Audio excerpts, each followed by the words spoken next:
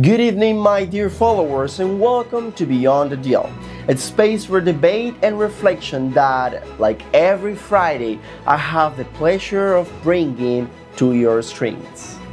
Today's show is one that will interest many because we'll be discussing the real estate crisis currently affecting condominiums in Florida. In broad strokes, we'll cover number one, the new Florida condominium law requiring all their buildings to undergo rigorous inspections before January 1st, 2025.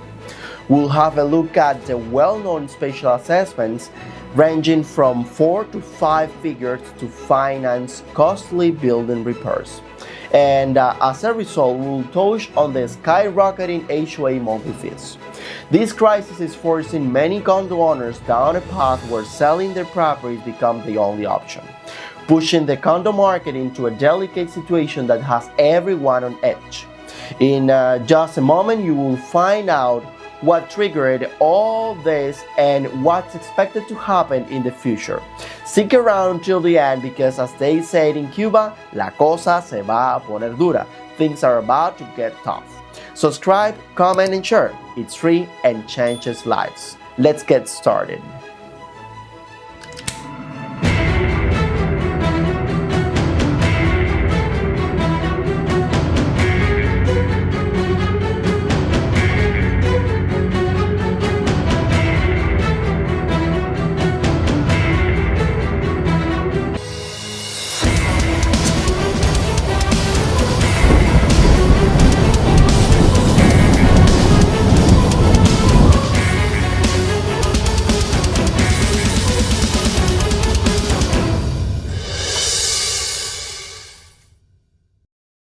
The Florida condo market is facing troubled and turbulent waters due to the implementation of new laws this year.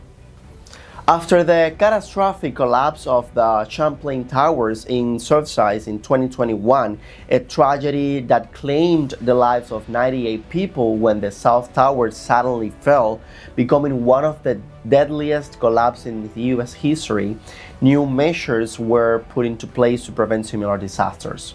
On May 26, 2022, Florida passed Law SD 4D, which tightened regulations on condominiums statewide. For those who want to dig deeper, I will leave the comments right below so that you can check the law deeply later on. This law, in a nutshell, number one, requires condominiums to conduct structural inspections and maintain reserves for repairs. Number two, mandates that most condo associations submit inspection reports and collect funds from owners to pay for repairs. Now, the key question here is, why did this terrible incident so drastically change the real estate conditions for condominiums in Florida? What did this event reveal? According to investigations, the Champlain Towers tragedy could have been prevented with regular inspections and proactive maintenance. A study found evidence of existing structural issues in the building that were never addressed. Brittany Alexander, attorney and founder of Premier Property Law in Fort Lauderdale, commented on this. The condo had an inspection that identified structural problems, but nothing was done to fix them.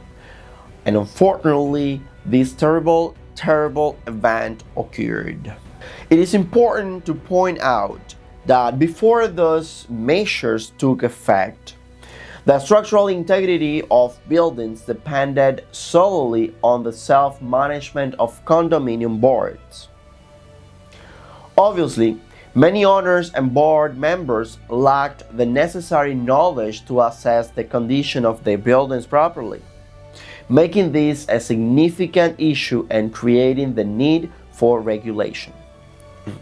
Now, with tighter inspection and maintenance policies in place, many owners are facing crazy costs due to the funds condo association must raise to address immediate issues or build reserves for future repairs. Property owners are feeling the pressure, and soon we will discuss why this is happening. But first, let's break down these laws.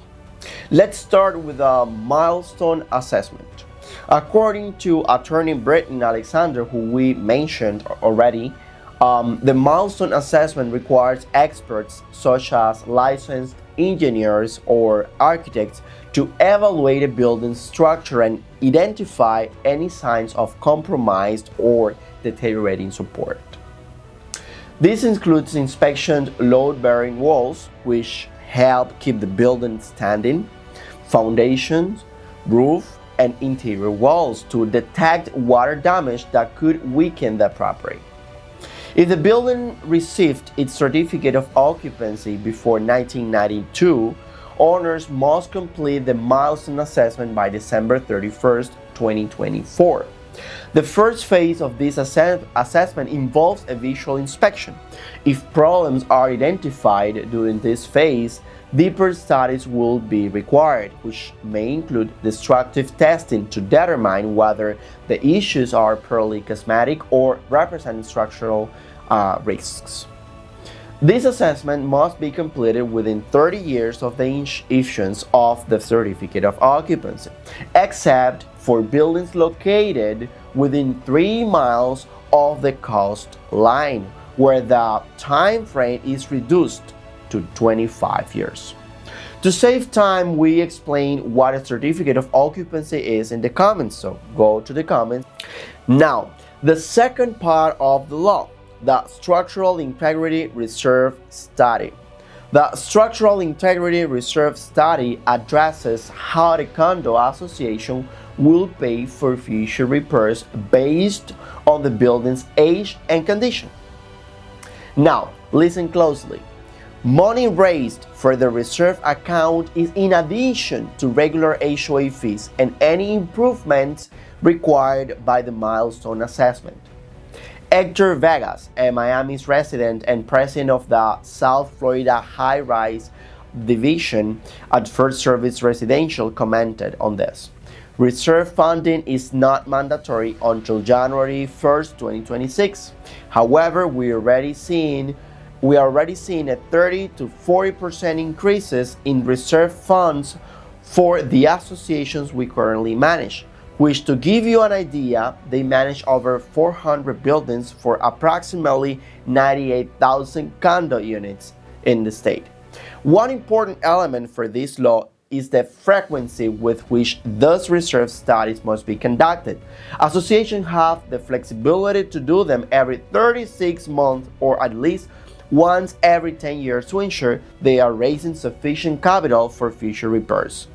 Many problems have arisen for condominium owners in Florida due to this situation, including the most evident ones. Number one, higher HOA fees due to reserve requirements and increases in Florida insurance policies costs.